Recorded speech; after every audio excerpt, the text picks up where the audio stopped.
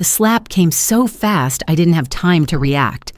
The crisp, dry sound sliced through the joyful music of the wedding reception, tearing the atmosphere to shreds.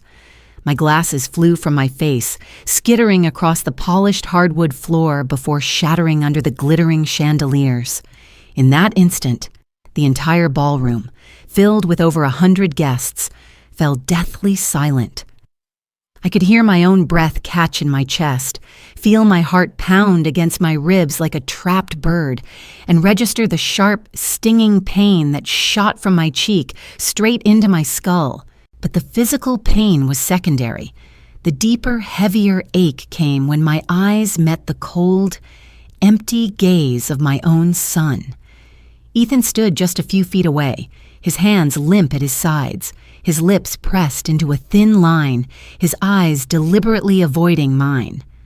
Not a word of defense, not a single move to intervene, not one sign that he had just witnessed his own mother being humiliated on the most important day of his life. The one who had slapped me, Juliet, his beautiful bride in her magnificent white gown, showed no remorse. On the contrary, her face was a mask of fury, her eyes blazing. She spat her words like venom. "That's what you get for being selfish. An old woman like you doesn't need an apartment this big. We need it to start our new life, and you're in our way." Her voice echoed through the hall, striking me like another blow. All around us, guests began to whisper. Some turned away, not wanting to get involved. Others leaned in, murmuring to their neighbors. I saw looks of pity, of contempt, of morbid curiosity. All of it was directed at me, a 69-year-old widow, slapped by her new daughter-in-law at her own son's wedding. I bent down, my hands trembling as I picked up the broken shards of my glasses. A piece of glass cut my finger, and a bead of blood welled up, but I barely felt it. All I could feel was a vast, terrifying emptiness opening up inside me. I had lived for nearly 7 decades. I had lost my husband. I had weathered countless storms. But never, ever, had I felt so utterly degraded. When I straightened up, I saw Juliet smoothing down her wedding dress, her chin held high like a conqueror. My son, Ethan, still hadn't moved, his shoulders rigid, refusing to look at me. His silence was crueler than the slap. He was my blood, the child I had cradled in my arms, the boy I had raised with every ounce of love and sacrifice I possessed. And now, he stood with his new wife against his own mother. "You're no longer welcome here," Juliet continued, her voice sharp as a razor. "We need our privacy to start our new life. That apartment will be the perfect beginning, and you should know your place." I looked at them, at the crowd watching, waiting for my reaction. Tears streamed down my burning cheek, but deep inside, something had shifted. That slap hadn't just hurt me. It had awakened a truth I had long tried to bury. My patients had fed their greed. My blind love for my son had taught him that his mother's sacrifices were not a gift, but an expectation. I turned my back and walked away, each step heavy with betrayal. I left the room filled with its hollow music and forced laughter. The grand doors shut behind me, blocking out the prying eyes, the whispers, and the indifferent face of my son. In the cold, air-conditioned hallway, I leaned against the wall, gasping for air as if I'd just escaped a hurricane. The images replayed in my mind: the slap, the broken glass, Ethan's vacant eyes, Juliet's triumphant smirk. I bit my lips so hard I tasted blood, trying not to break down like a weak old woman. But the tears came anyway, blurring my vision. This wasn't just a slap from a disrespectful daughter-in-law. It was a verdict. It declared that I was no longer of value to this family, that I was an obstacle to be removed, that my existence was something to be scorned, used, and discarded. I walked to the parking lot, my heart aching, But a tiny flame began to flicker within me. It was small and fragile, but I knew it would grow.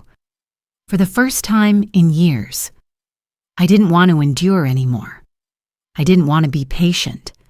That slap had torn away the fragile shell I had built to protect my family, and I realized that if I remained silent any longer, I would lose myself forever.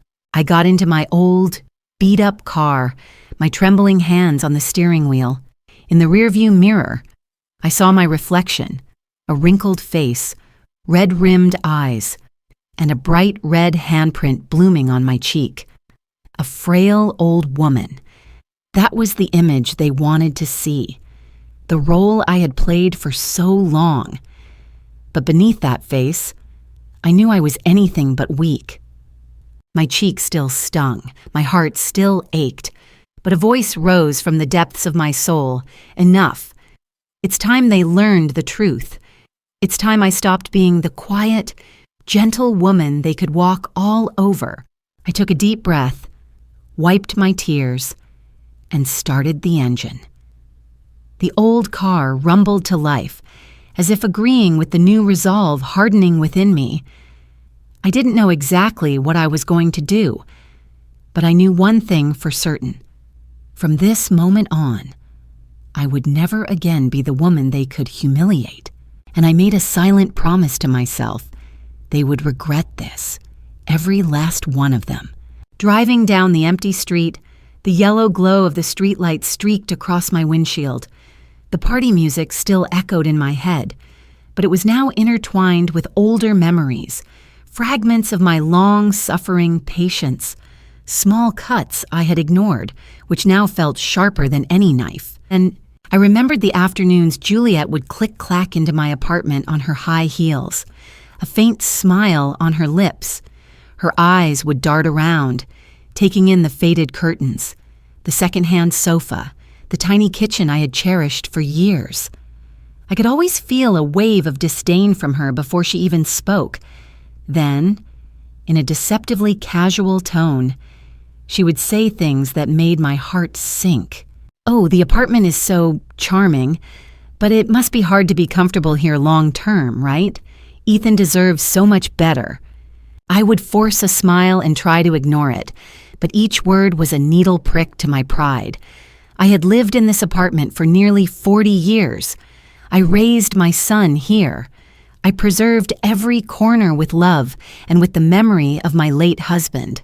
Yet in her eyes, it was just a shabby, temporary space. Then there were the comments about my clothes. One time, I wore an old woolen dress to a family dinner. Juliet tilted her head and smirked. "Aurora, don't you think you should buy some new clothes to keep up with the times? That dress must be decades old." Ethan, sitting right next to me, just chuckled and said nothing.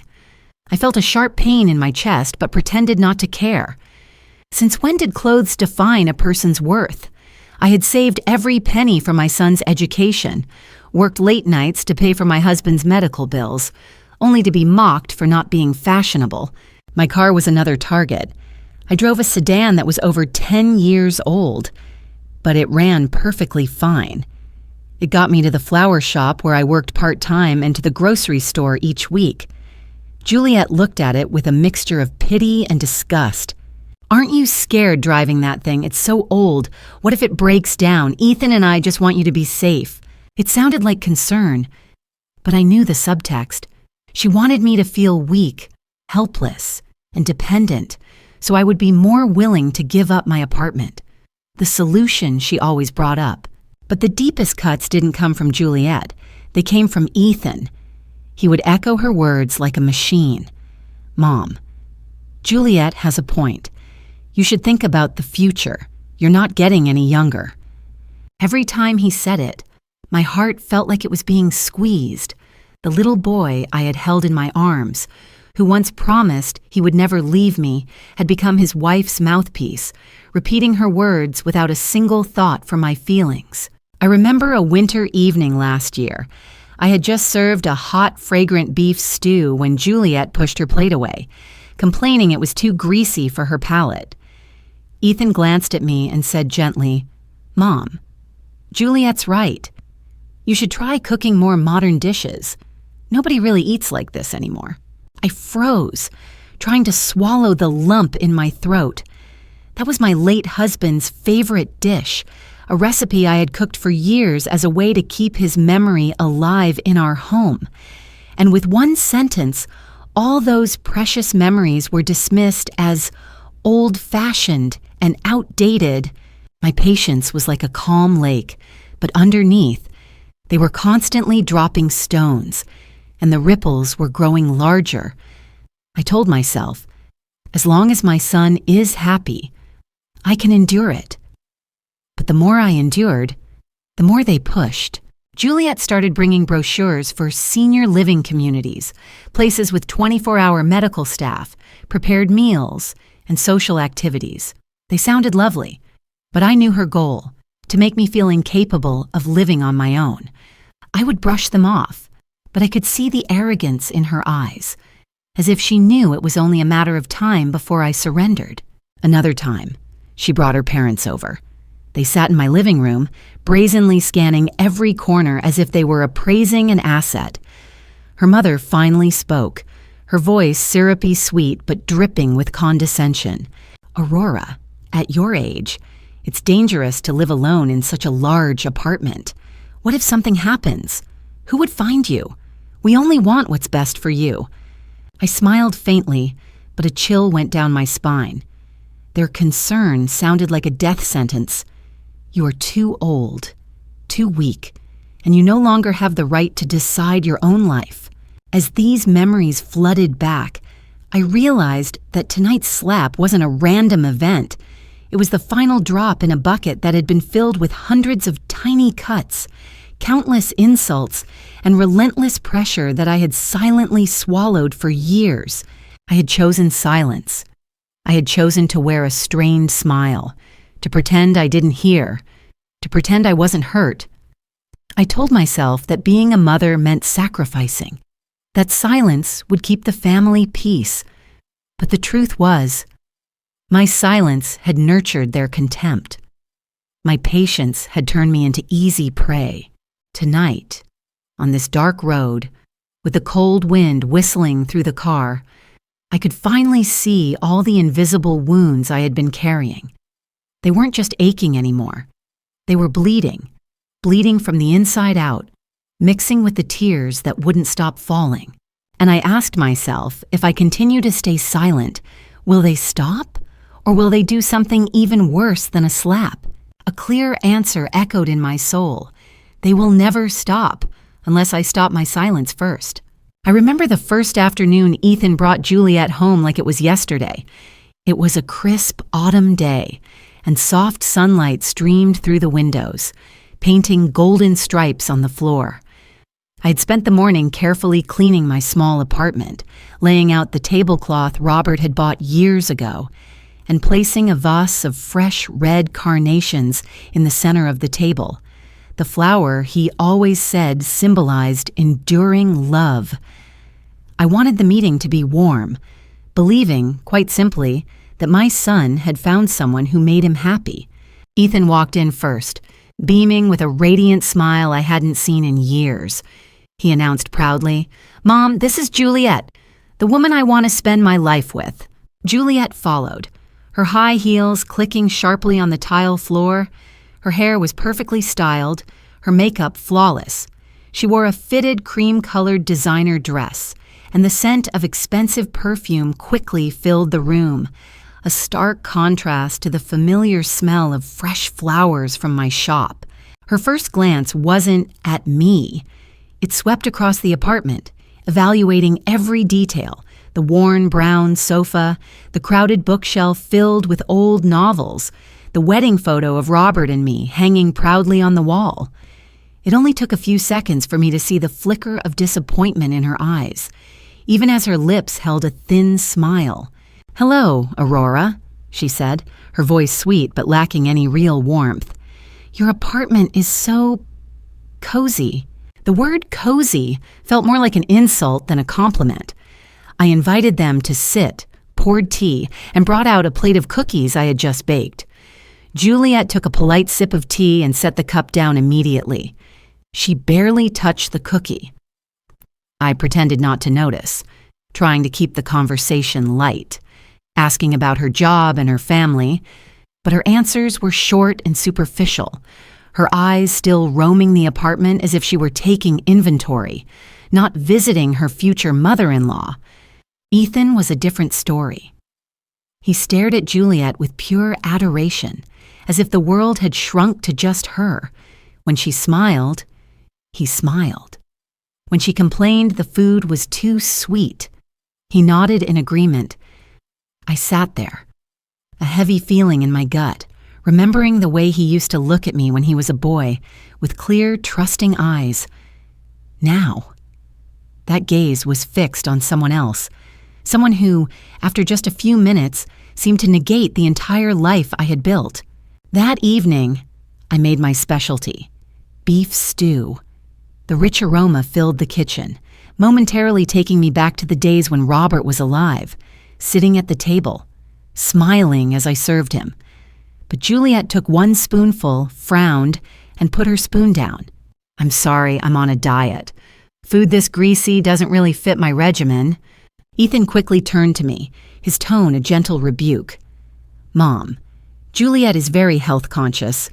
It would be better if you cooked something lighter next time." I froze, the serving spoon trembling in my hand. I swallowed my tears and forced a smile. "Okay, I'll remember that for next time." But inside, the beautiful memories tied to that dish shattered quietly. After dinner, while Ethan was helping me with the dishes, I overheard Juliet whispering in the living room. Her voice was low, but I heard her clearly. "I can't believe this is where you grew up. It's so small. But the location is great. Close to downtown. It must be worth a lot." My heart pounded, but I kept my composure, pretending I hadn't heard. In that moment, I knew. She didn't just see me as an ordinary old woman. She saw my home as a lucrative asset. From that very first meeting, I had a bad feeling. I saw the calculation in Juliet's eyes, and I saw the blindness in Ethan's, the blindness of a man so lost in the fantasy of love that he was willing to echo anything she said.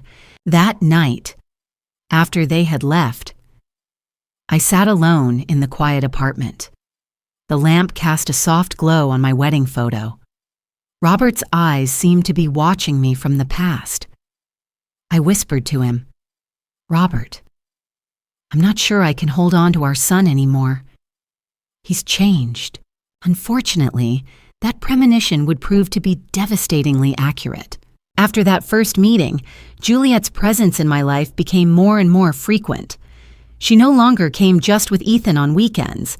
She found excuses to drop by almost every week, and each time, in a way that was both subtle and obvious, she would bring up the apartment.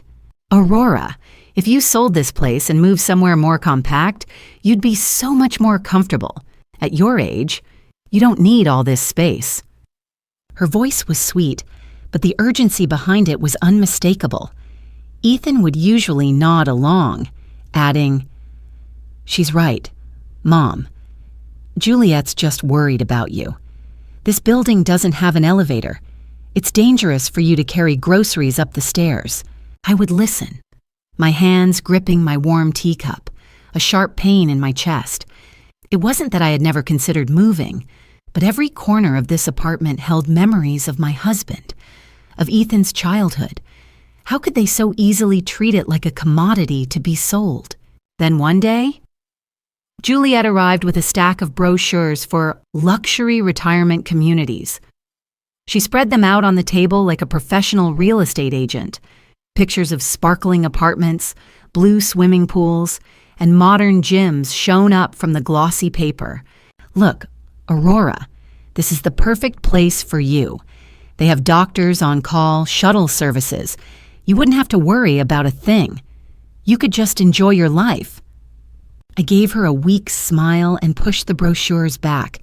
My insides were burning. Enjoy my life? I had spent my entire life taking care of my family.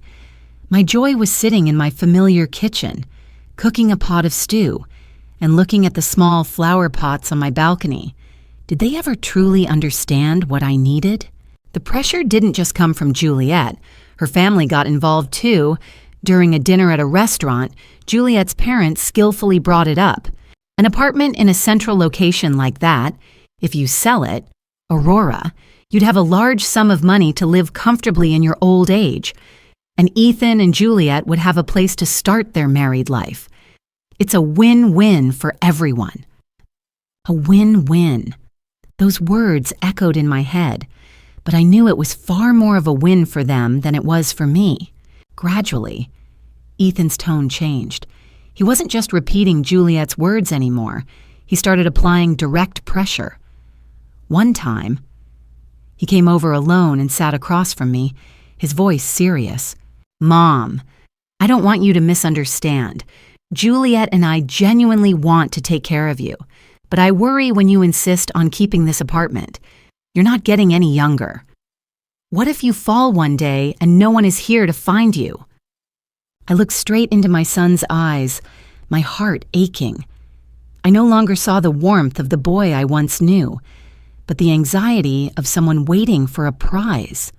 I asked softly, "Ethan, do you want to protect me? Or do you want this apartment?" He was silent for a moment, then turned away, avoiding my gaze. The answer was right there, in that silence. More and more, our conversations turned into attacks. Juliet started criticizing me openly. "You're being so selfish. Ethan and I are stuck in a tiny rental apartment while you're hoarding a place that's too big for one person. Do you want us to be miserable?" I bit my lip to hold back the tears. I didn't want them to see me as weak, but every word was like salt in a wound. What had I done wrong? Why had I become a burden in the eyes of the child I raised? The pressure wasn't limited to words. Juliet began to take action. One day, I came home from the grocery store to find out she had brought a contractor to inspect the apartment while I was out. A neighbor told me Juliet had shown him around, saying the apartment would soon be on the market. When I heard the news, my hands shook so badly that I dropped my bag of vegetables.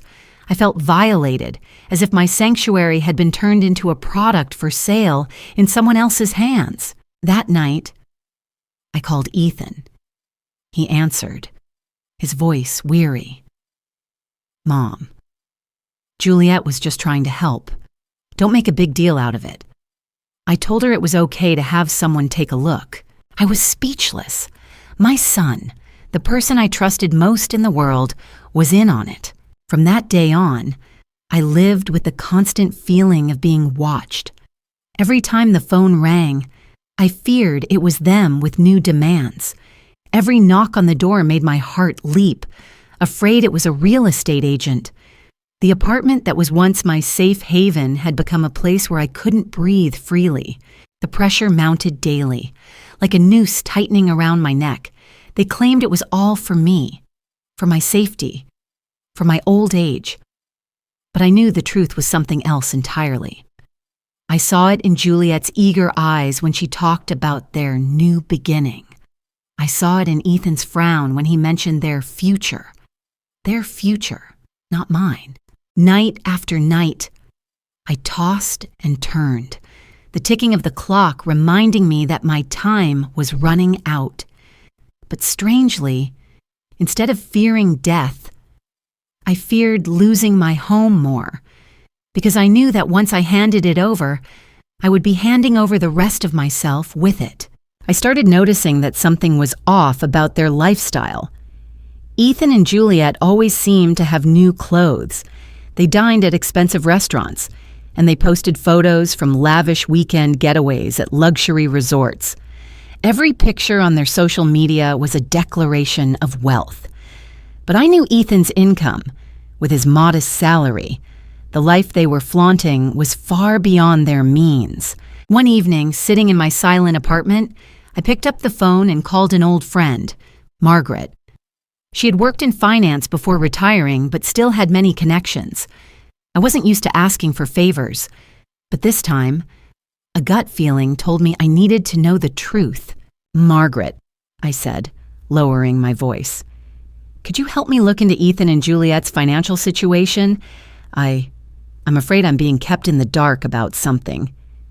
Margaret was quiet for a moment on the other end, then replied in a firm voice, "Of course, Aurora. If you have suspicions, it's best to have clear evidence. Give me a few days." I hung up, my mind in turmoil. Part of me hoped I was overreacting, while another part trembled at the thought that my instincts were right. For the next few nights, I couldn't sleep. The image of my son and his wife, smiling in a fancy car, kept flashing in my mind. Where were they getting the money for all of this? A few days later, Margaret came to my house. She placed a thick file on my table and let out a long sigh. "Aurora, you need to prepare yourself." I opened the file. As my eyes scanned the numbers, my heart began to pound erratically. There were mountains of credit card debt, unpaid bank loans. Statements showed they were spending outrageously on everything from high-end restaurants to designer clothes. The entire wedding they were about to have. It was all being paid for with borrowed money. I trembled and sank into a chair. The glamorous life they paraded was a complete sham. Behind that facade, they were drowning in a sea of debt. And my apartment, my only home, was the life raft they were aiming for to save their artificial world. Margaret looked at me with sympathetic eyes. "You see, they don't care about you. They need the apartment to pay off their debts. If you sign it over, they'll sell it immediately." I clutched the file, tears streaming down my face. For so many years, I had believed my son only wanted what was best for me. I had convinced myself that Juliet was just concerned for my safety. But now, the truth was laid bare. It was all a calculated plan wrapped in sweet words. I remembered all the times Juliet talked about their new beginning, and all the times Ethan said he was thinking about the future. It turned out that future had nothing to do with me. It was their future, built on the assets I had spent a lifetime accumulating. That night, I sat alone in my living room, surrounded by pages filled with numbers. I read them over and over until my eyes stung. I saw the unbelievable expenses, thousands of dollars for a dress, hundreds for a single dinner, first-class flights. While I was still carefully picking out apples at the market and wearing my late husband's old coat, they were living as if money was infinite. The more I thought about it, the more my heart fractured. I had spent my entire life saving, raising my son, ensuring he wouldn't face the hardships I had. And this was the result: a blind son and a greedy wife, using every trick in the book to squeeze the last remaining asset from their elderly mother. At that moment, two conflicting emotions rose within me. A part of me was in agony, feeling betrayed to my very core, but another part, a stronger part, felt a surge of clarity.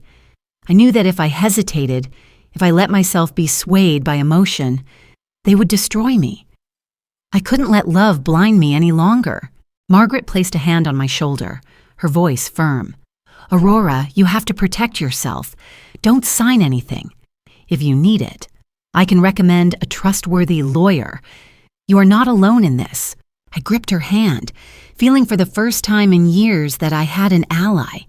In Margaret's eyes, I saw encouragement, and it fanned the small flame inside me into a blaze.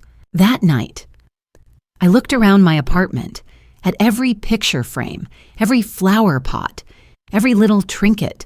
They were all witnesses to my life, to my love for Robert, to the years I spent raising my son. No, I would not let them be turned into dollar signs in someone else's pocket. I told myself, if this is a battle, then I will fight to the end. Sitting in the darkness of my living room, I suddenly realized that for years, I had been living a double life. There was the life everyone saw, a simple, 69-year-old widow living a modest, almost poor existence with an old car, worn clothes, and a part-time job at a flower shop. But behind that facade, I had hidden another truth, a truth that not even Ethan knew. My husband, Robert, wasn't just a kind, family-oriented man. He was also a brilliant, discreet investor. When we were young, we started with nothing. I was a secretary, and he was a technician. But he had vision. He bought parcels of land on the city outskirts when they cost just a few months' salary. He invested in a small electronics company that later became a massive corporation. Everything he did, he discussed with me, and we both agreed to keep our wealth quiet, never to show it off. When he passed away, I inherited a substantial fortune, real estate, stocks, and significant savings, but I chose to continue living as I always had. I didn't want wealth to become a reason for people to get close to me. I also wanted Ethan to grow up relying on his own strength, not on an inheritance. So, I kept driving my old car, wearing my simple clothes, and living in the apartment that everyone thought was my only asset. But the truth was, I had been secretly helping Ethan for years. When he struggled with debt after college, I discreetly paid off a few of his credit cards. When he wanted to start a small business but lacked capital, I funneled money to him through a friend so he wouldn't know the source. When he bought his first apartment with Juliet, I silently co-signed the loan, all while pretending I had nothing but a small pension. I had hoped that my silent support would give my son a chance to find his footing, to mature. But instead of learning gratitude, he grew to take my help for granted. He had no idea that his fancy vacations, expensive dinners, and new cars were all, in part, funded by me. I remember once he called me in a panic over a large debt. I pretended to scramble for a solution, then lied and said I had borrowed money from friends. In reality, I had cashed out a long-term investment to bail him out. At the time, I only thought, my son needs me. I never imagined my help would become the rope they would later use to hang me. Now, reading the numbers in the file Margaret gave me, I realized I had been feeding Ethan's delusion. I had made him believe he could spend recklessly because, somewhere in the background, his mother would always be there to save him. Juliet only amplified that lavish lifestyle, taking advantage of my silence, and I, with all my love, had unintentionally become their enabler. The truth was, I had never been poor. I had only chosen to live simply. I chose to let people think I was vulnerable to avoid being used, but in the end, that very choice had become a trap, causing my own son to look down on me. That night, I stood in front of the mirror and looked at my wrinkled face. For so many years, I had let the world see a submissive old woman, a widow with nothing, but in reality, I had everything. I had enough assets to live out the rest of my life in comfort, enough to protect myself from any pressure they could apply. I asked myself, why should I keep hiding? This apartment wasn't a gift to be handed out. It was a symbol of my life, a testament to my love for Robert, the place where I raised Ethan from a baby to a man. No one had the right to take it just because they wanted it. And I had more than just this apartment. I had investments, savings, and assets that, if revealed, would leave Ethan and Juliet utterly stunned. An idea began to form. At first, just a tiny spark, but it quickly grew into a firm resolve. I would not be silent anymore. If they dared to humiliate me, I would show them who I truly was. I didn't need to scream or argue. I just needed to reveal one simple truth, and the entire house of cards they had built would come crashing down. I closed the file and took a deep, steadying breath. The pain and betrayal were still there, but now they were mixed with something else, strength. For the first time in years, I saw my path forward clearly. I whispered to myself, my voice filled with conviction. "They think I'm weak. They think I'm poor. They are wrong. It's time they learned who I really am." The next morning, as the sun rose over the city skyline, I was already sitting at my dining table. In front of me was my phone and a piece of paper with the number of the lawyer Margaret had recommended. I had spent the night hesitating, weighing every possibility. But when I looked at the framed photo of Robert, his eyes seemed to be urging me on. "It's time, Aurora." I dialed the number. After a few rings, a calm, deep voice answered. "Hello, you've reached the Anderson Law Office. This is Daniel." I took a deep breath, trying to keep my voice steady. "Hello, Mr. Anderson. My name is Aurora Hughes. Margaret Lewis gave me your number. I need some advice about my assets and about my family." There was a short pause. Then Daniel replied in a firm, reassuring tone. "Tell me everything. I'm here to help." I began to tell him the whole story, every detail, the pressure, the demands, the humiliation. Daniel listened patiently, only interjecting with questions to clarify points. By the time I finished, my throat was dry and my hands were shaking. "Mrs. Hughes," he said slowly, "you did the right thing by calling me. The first thing we need to do is protect your assets. No one can force you to sign over your property if you don't consent. I will help you prepare the legal documents to block any attempts they might make." I nodded silently, a wave of warmth spreading through my chest, chasing away some of the loneliness. That afternoon, I met him at his office. Daniel was a man in his 50s, with sharp, intelligent eyes that held no coldness. He handed me a file and explained each legal step, drafting a new will, moving some assets into a trust, and securing my absolute ownership of the apartment. "From this point forward, you do not sign any documents without me present," he instructed. "If they try to pressure you, you call me immediately. We will handle this by the book." Listening to him, I felt both nervous and relieved. I knew that starting down this path meant there was no turning back. Once I revealed the truth, my relationship with Ethan would be fractured, perhaps beyond repair.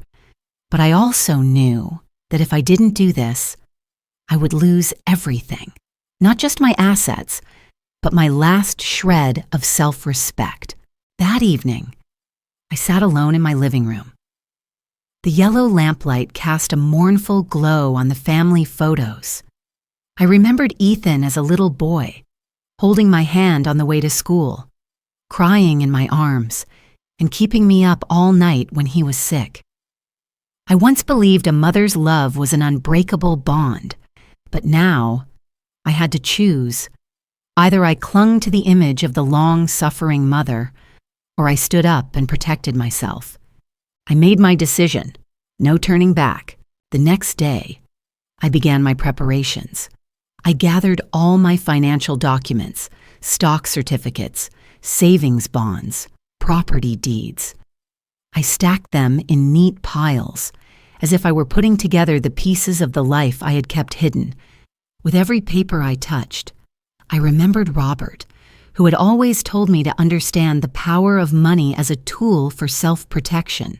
When I saw the final numbers in my accounts, a strange feeling washed over me. It wasn't pride or greed, but security. I knew I had the ammunition. Now, it was time to use it. That evening, Ethan called. His voice was sweet, but I could hear the tension underneath. "Mom, Juliet and I talked it over. It really is for the best if you just give us the apartment so we can get started. Don't worry, we'll take care of you." I closed my eyes and took a long breath. In that moment, I knew I couldn't be weak.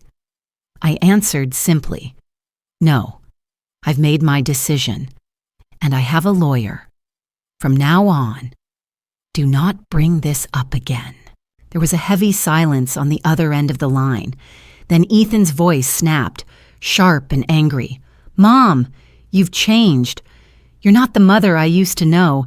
I bit my lip, letting a single tear fall, but my voice remained steady. No. Ethan. I'm finally becoming myself again. When I hung up, I knew the real storm was coming. But strangely, I felt a sense of peace. I no longer had to hide. I no longer had to endure. The road ahead would be difficult, but at least I was walking it on my own 2 feet. I looked out the window at the city lights. A fire was burning bright inside me. I whispered like an oath, "No matter what happens, I will not back down. I will hold on to my dignity, to the very end." I returned to the wedding reception late that night. My simple dress still smelled of soap, but my handbag held a thick file meticulously prepared by Daniel. This time, I wasn't alone. Daniel walked beside me, his tall frame clad in a dark, professional suit. He said nothing, but a slight nod from him was all the reassurance I needed. As the ballroom doors opened, a blast of bright light, music, and laughter hit me. I heard the whispers immediately as people recognized me. I saw looks of shock, a few smirks, and a lot of blatant curiosity. Juliet was holding court in the middle of the room, a glass of champagne in her hand, surrounded by friends. When she saw me, the smile on her face froze. Ethan's expression changed in an instant. I could feel the entire room tense up. I walked to the small stage where the band had just finished a set. My heart was pounding so hard I thought everyone could hear it. I picked up the microphone, my voice hoarse with emotion but crystal clear. "I'm sorry to interrupt the celebration, but there is something I need to say. Right here, in front of everyone." The ballroom fell silent. Hundreds of eyes were fixed on me. I could feel the frantic pulse in my throat, but Daniel stood just behind me, his steady presence giving me strength. "Tonight," I began, "I was humiliated by the very woman I tried to accept as my daughter. I was told to hand over my home as a wedding gift. But what they don't know is that this apartment is just the tip of the iceberg." I opened my handbag, pulled out the file, and held it up. The papers rustled under the bright lights, the numbers on them clearly visible. For many years, I have been secretly financing my son's life, from his credit card debt to his startup money, to the costs of this very wedding. My hand was behind it all. I am not saying this to brag. I am saying this so you all understand. I am not the poor, helpless woman they believed me to be. A ripple of murmurs went through the crowd. I saw guests whispering to each other, their eyes wide with astonishment. Juliet's face had gone pale, her hand shaking so hard the champagne sloshed in her glass. Ethan stood as if turned to stone, his mouth opening and closing but no words coming out. I have lived a simple life, not because I had to, but because I chose to. I don't need lavish parties, expensive dresses, or flashy cars, but my simplicity was mistaken for weakness. It was exploited and despised. And tonight, I want to make one thing perfectly clear. My financial support ends right here, right now. I placed the file down on a table with a soft thud that echoed in the tense silence. From now on, not another dime will go towards funding this charade. No more bailouts for a wasteful lifestyle. And my apartment, the home I shared with my husband for decades, will never belong to anyone but me. A few scattered claps came from a corner of the room. I glanced over and saw the owner of the flower shop where I worked, looking at me with pride. Then a few more people joined in. The atmosphere shifted from shock to a wave of supportive whispers. Juliet couldn't take it anymore. She lunged forward, her voice a shrill cry. "You're lying! You're just trying to ruin my wedding! Everything you're saying is a lie!" I looked her straight in the eye, calm and collected, then signaled to Daniel. He stepped forward, opened the file, and pulled out several bank statements, holding them up for everyone to see. These are records of direct transfers from Mrs. Aurora Hughes' account to her sons. This is the co-signed loan for their first home in her name, and there is much, much more. It is all legally documented and certified by the bank." The room was utterly silent. Juliet's face was as white as her dress. Ethan stared at the floor, his hands trembling. I looked at him, my heart aching with a mother's pain, but my voice was strong. "Ethan, I have loved you with everything I have, but love is not an excuse to be used. From today, you will have to stand on your own 2 feet. That is the only choice I am leaving you." This time, the applause was thunderous. It spread throughout the hall. People stood up, and someone shouted, "You are a strong woman, Aurora." I stepped off the stage, my heart a mixture of agony and relief. With every step, it felt like a colossal weight was being lifted from my shoulders. Daniel walked beside me, his expression calm, but his eyes shining with pride. As the ballroom doors closed behind me, the sound of music and applause still followed. I knew. Tonight was a turning point. Nothing would ever be the same, but I also knew I had done the right thing. I didn't look back after leaving the ballroom, but the sound of applause and whispers followed me all the way to the parking lot. The night wind felt strange and new, a mix of relief and trepidation. My steps were unsteady, but my heart was racing, as if I had just escaped an invisible prison. I sat in my car for a few minutes, staring out at the brightly lit reception hall. I could only imagine the chaos inside. As it turned out, I didn't have to imagine for long. The news spread like wildfire.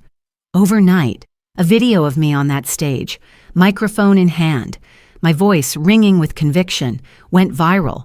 A guest had recorded the entire speech. People shared it, commented on it, and debated it. Some called me the Steel Widow. Others admired my strength. And, of course, some sneered, calling me a cruel mother. The next morning, my phone started ringing off the hook. Margaret called, her voice electric with excitement. "Aurora, you're famous.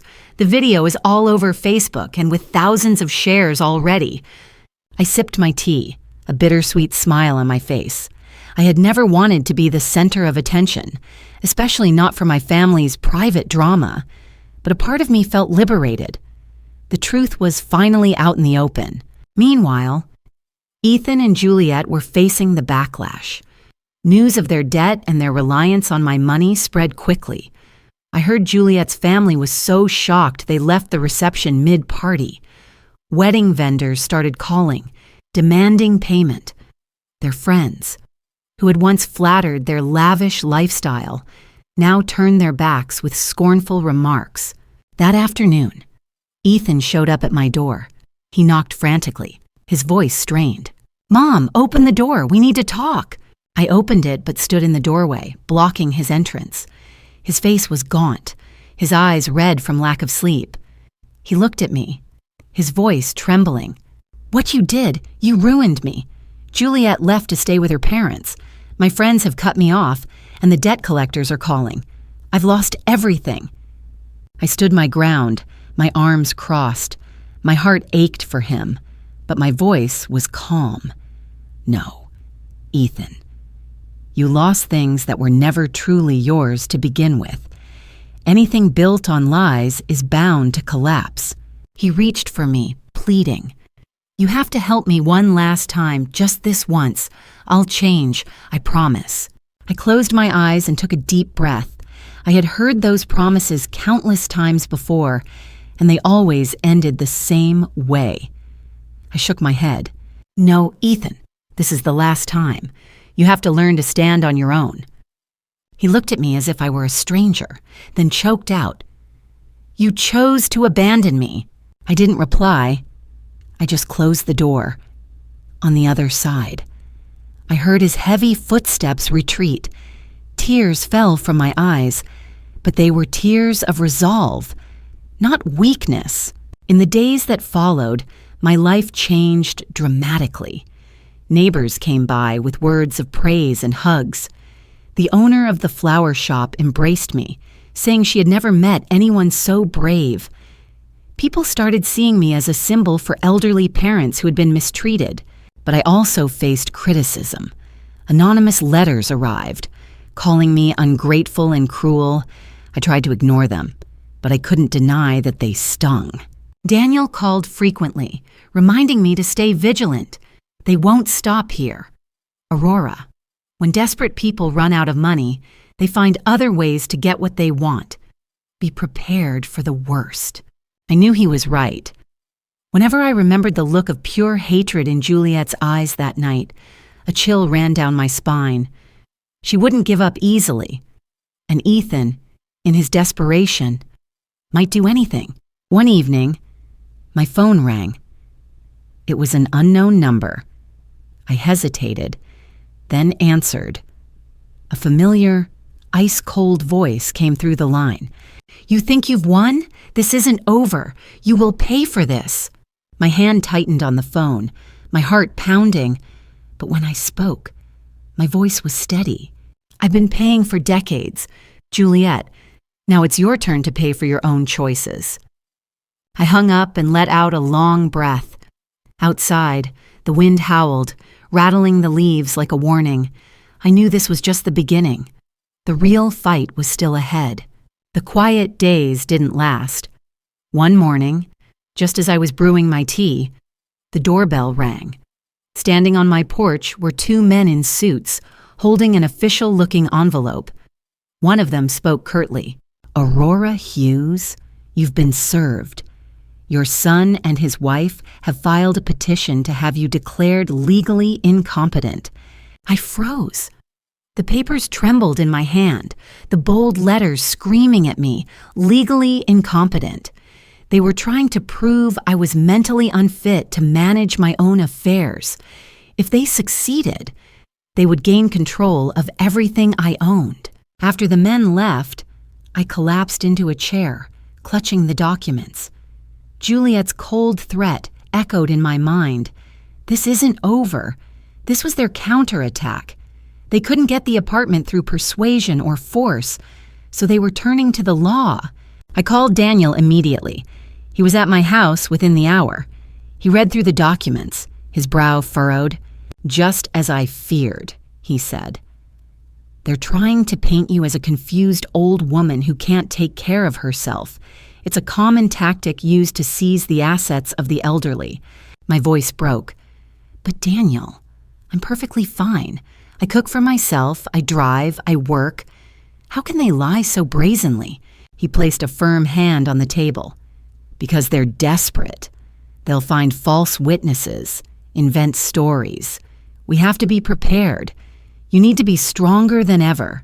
In the following days, I felt the world shifting around me. A few old acquaintances who had been friendly now seemed distant.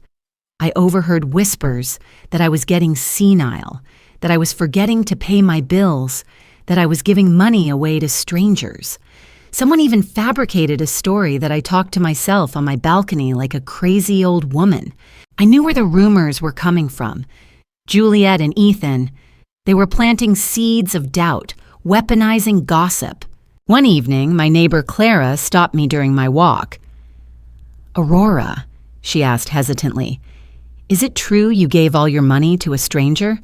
People are saying you can't even remember what you own anymore." I felt a sharp pang in my heart, but I smiled calmly.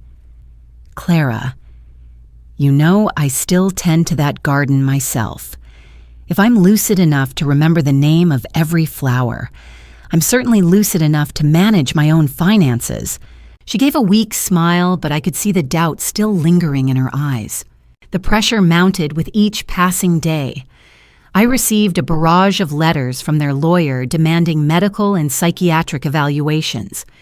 They wanted to officially brand me as incompetent. Some nights, I lay awake, my heart pounding, feeling like I was being hunted. But the more they pushed, the more I realized if I backed down now, I would lose everything. Not just my assets, but my dignity. Once a court declared me incompetent, I would cease to be myself. I would become a puppet, and they would be pulling the strings. Daniel helped me plan our defense. He arranged for a respected doctor to conduct a full health evaluation, both physical and mental. I went through every test, answered every question, and signed every form with grim determination. When the results came back, they showed I was in perfect health and of sound mind. Daniel smiled. This will be the evidence that shatters their case. I knew a difficult court battle was still ahead, but I was no longer afraid. I was prepared. I had allies. And most importantly, I was determined not to let anyone steal my right to live my own life. One evening, I paused while writing in my journal, listening to the wind howl outside. A voice whispered in my soul, clearer than ever before. The more vicious their game, the stronger I must be.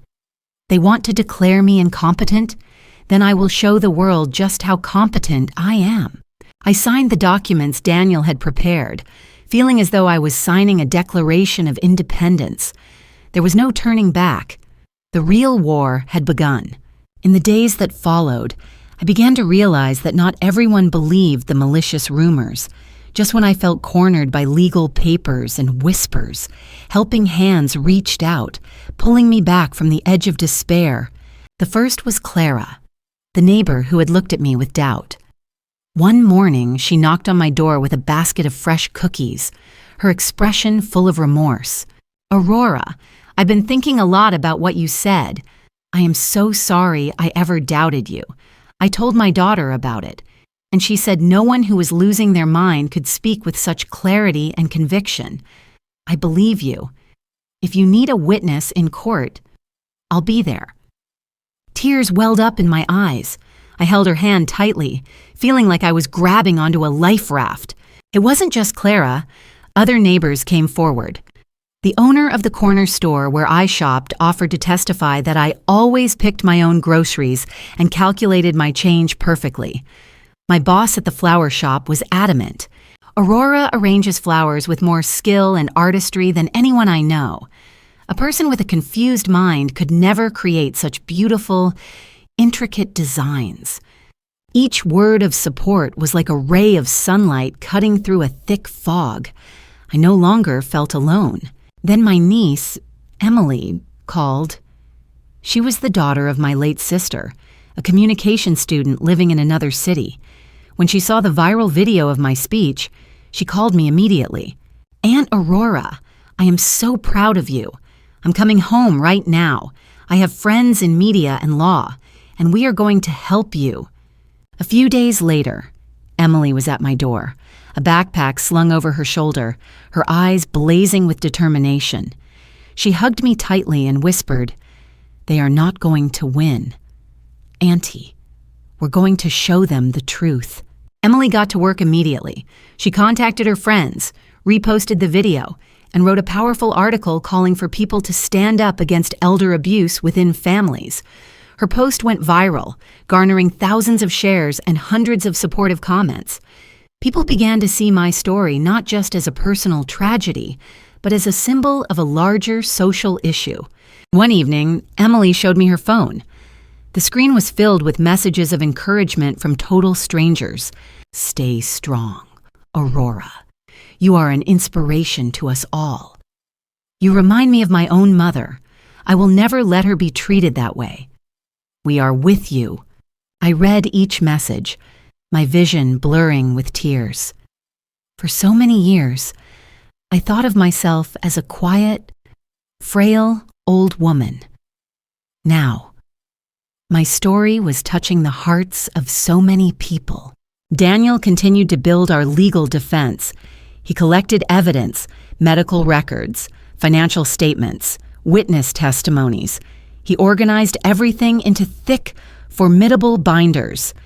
Each time we met, he would reassure me, "You have an army of allies, Aurora.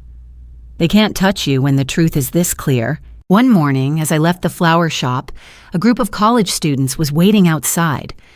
They recognized me from the video and held up a sign that read, "Protect our elders."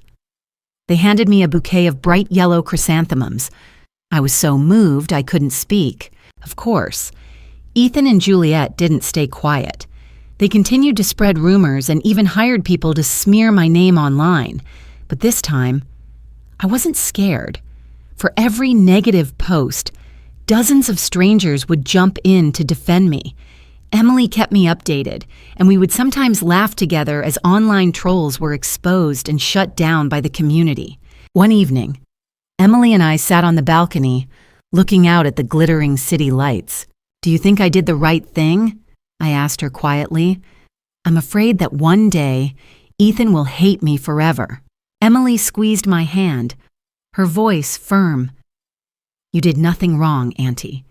The only wrong thing would have been to let them continue to walk all over you. If Ethan truly loves you, he will understand one day. And if he doesn't, then he was never worthy of your love in the first place." Her words resonated deep within me like a clear bell. I looked up at the stars and felt a rare sense of peace. I knew the court battle was still ahead. But now, I wasn't walking into it alone. I had Daniel, my steadfast lawyer. I had Margaret, my loyal friend. I had Clara and my neighbors, ready to testify. I had Emily, my brave and fiery niece. And I had thousands of strangers out there watching, cheering, and giving me strength for the first time in years. I felt I was fighting not just for myself, but for all the other elderly people suffering in silence. I was no longer a lonely widow. I had an alliance, and that alliance would march with me into the final battle. The court date arrived faster than I expected. The sky that morning was a heavy, bruised gray. I walked up the courthouse steps with trembling hands, but Daniel was on one side of me, his gaze steady, and Emily was on the other, her eyes bright with determination. We passed a crowd of reporters, the sound of their camera shudders like falling rain. Someone shouted my name. "Aurora, are you afraid of being declared incompetent?" I didn't stop, but an answer echoed in my heart. "No, I'm only afraid of losing myself." The courtroom was packed. Ethan and Juliet sat at the plaintiff's table, their faces tense. Juliet was perfectly made up, her red lips a slash of color, her eyes like daggers. Ethan stared down at his hands, avoiding my gaze, but his knuckles were white. The judge's gavel struck. The hearing began. Their lawyer stood up, his voice smooth but laced with malice. "Your Honor, my clients were forced to file this petition out of grave concern for the safety and well-being of Mrs. Aurora Hughes. She has shown numerous signs of cognitive decline, forgetting to pay bills, giving money to strangers, and erratic speech. My clients only wish to protect her." I bit my lip, listening to the stream of poisonous lies. Juliet sat beside him, nodding and dabbing at her dry eyes with a tissue. Ethan kept his head bowed, playing the part of the grieving son.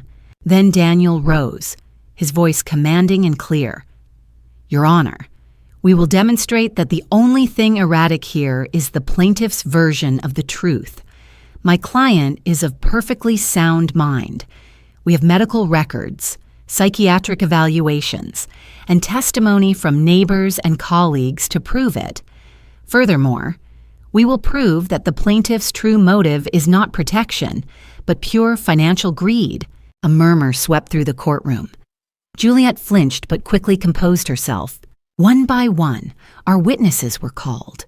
Clara took the stand, telling the court, "I've lived next to Aurora for 15 years. She still goes to the market, tends her garden, and remembers the name of every single flower. If she were senile, how could she have taught me how to plant hydrangeas?" A few people chuckled, and the tension in the room eased slightly. The owner of the flower shop presented photos of my floral arrangements. This work requires focus and artistry. A person with a declining mind simply could not do this. The whispers in the room were now on my side. I sat there, my heart pounding. But my hope was growing. Then the doctor testified, presenting my evaluation results. Mrs. Hughes is in excellent physical and mental health. Her memory is sharp, and there are no signs of dementia. I would stake my professional reputation on this assessment. Juliet's face went pale. Ethan sat motionless, his hands trembling. Finally, Daniel called me to the stand. My legs were a little shaky as I stood, but my voice was clear. Your Honor, my name is Aurora Hughes. I have lived for nearly 70 years. I have known loss, but I have never let anyone else decide my life for me. I still cook my own meals, drive my own car, and work at the flower shop. I remember my son's birthday and every anniversary I shared with my late husband. Yet today, my own son claims I am not in my right mind.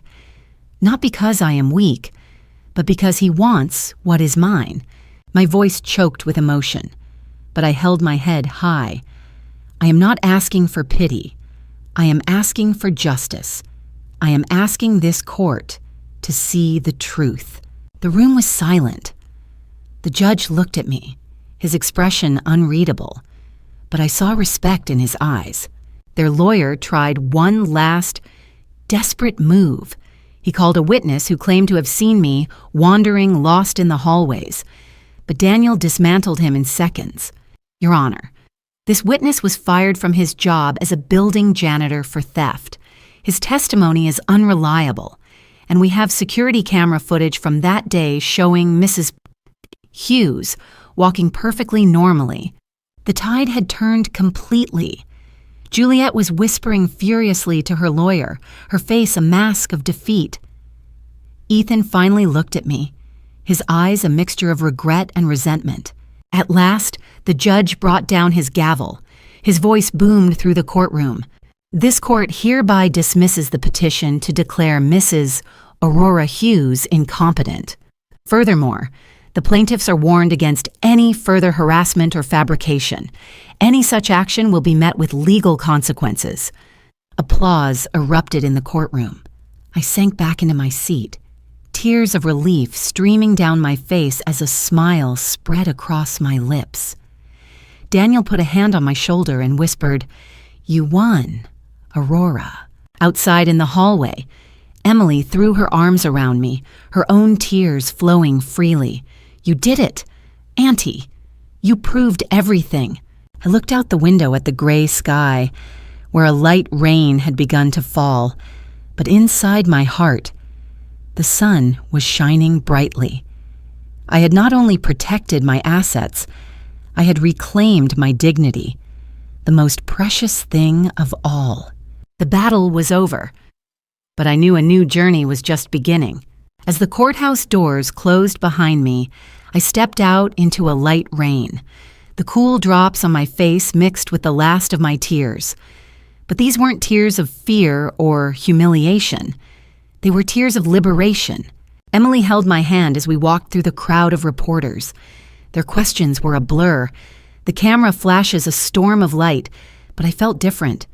I no longer wanted to hide. I held my head high and offered a calm smile. "Aurora, do you have anything you want to say to the public?" one reporter asked. I paused, my heart beating strong, and the words came out as naturally as breathing.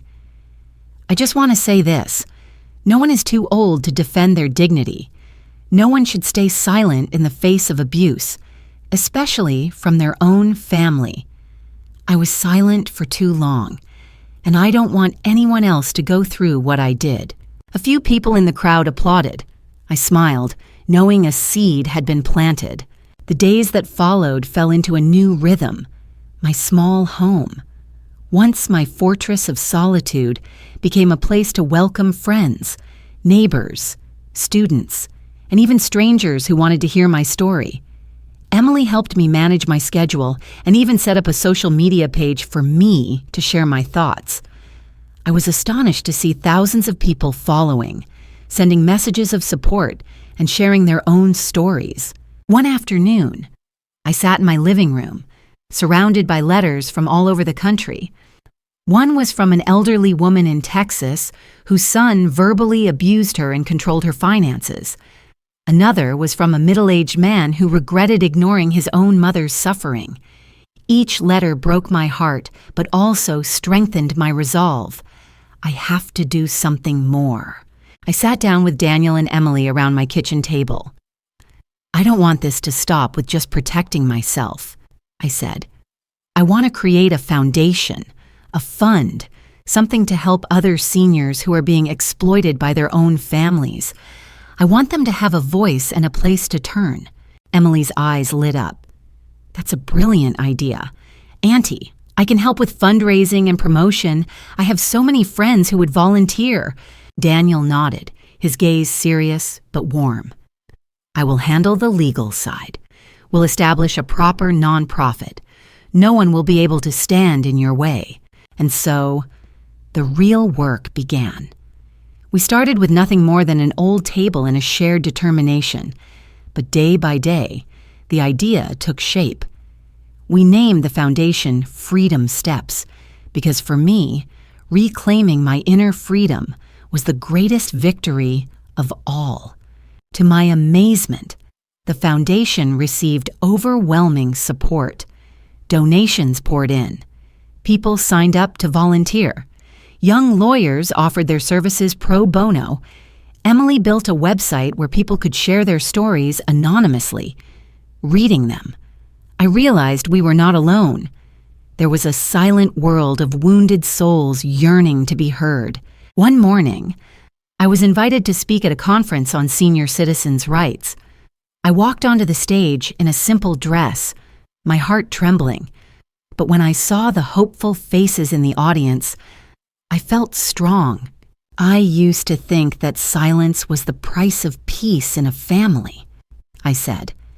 But silence only feeds abuse. We must have the courage to speak up.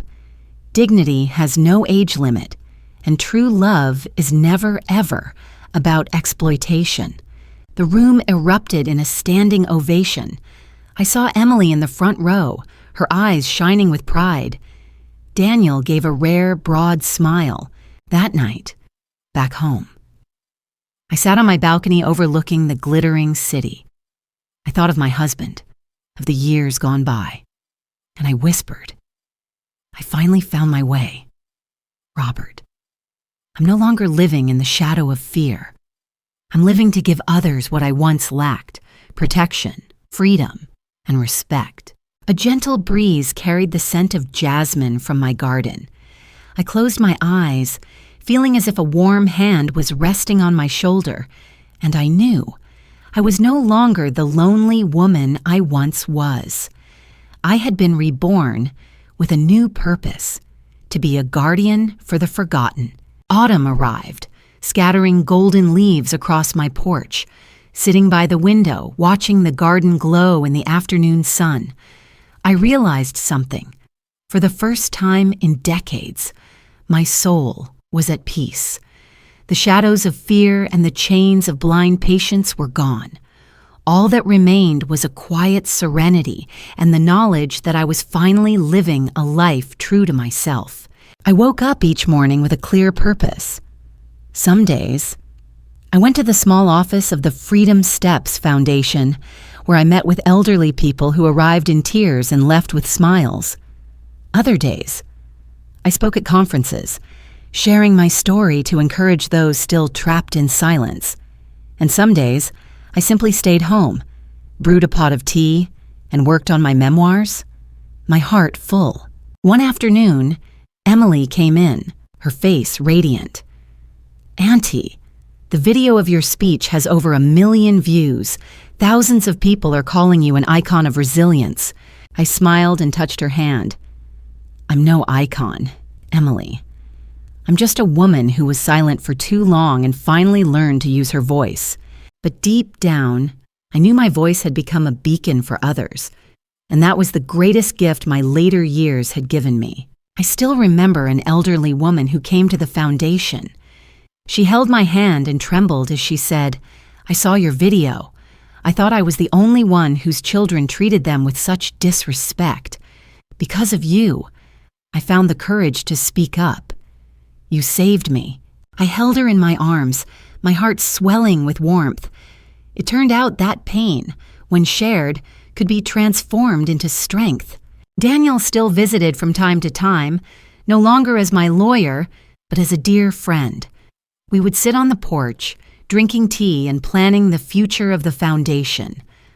"Aurora," he often joked, "you turned a family feud into a social movement. Not many people can do that." I'd smile and reply softly, "Sometimes. The greatest tragedies open the most unexpected doors." Ethan and Juliet disappeared from my life. I heard they had to sell off assets to pay their debts and move to another city. Though a scar remained on my heart, I no longer felt anger. I only hoped that one day Ethan would understand that true love cannot be built on greed, and if that day ever came, my door would be open. But I would be welcoming him, not as a victim, but as an equal. Tonight, I sit alone in my living room, the warm light illuminating a wall covered with letters of gratitude. I open my journal to write the final entry of this chapter. My heart beats with a quiet excitement, because I know I am not just writing for myself, but for everyone who has listened. I write, "Perhaps we cannot choose the family we are born into, but we can choose how we live, how we love, and how we protect our own dignity." I lost many years to silence, but I do not regret them, for that silence led me to today, a day of rebirth and freedom. True love can't be bought, and inner freedom is the greatest victory a person can achieve. I put down my pen and look up, as if speaking to all of you who have followed my journey, and now I want to speak to you directly. Thank you for walking with me to the end of this journey. If this story touched your heart, please share it so that others may find the strength to stand up. Hit that like button so I know I'm not alone. And subscribe to the channel so we can continue to build a community where our elders are respected, cherished, and heard.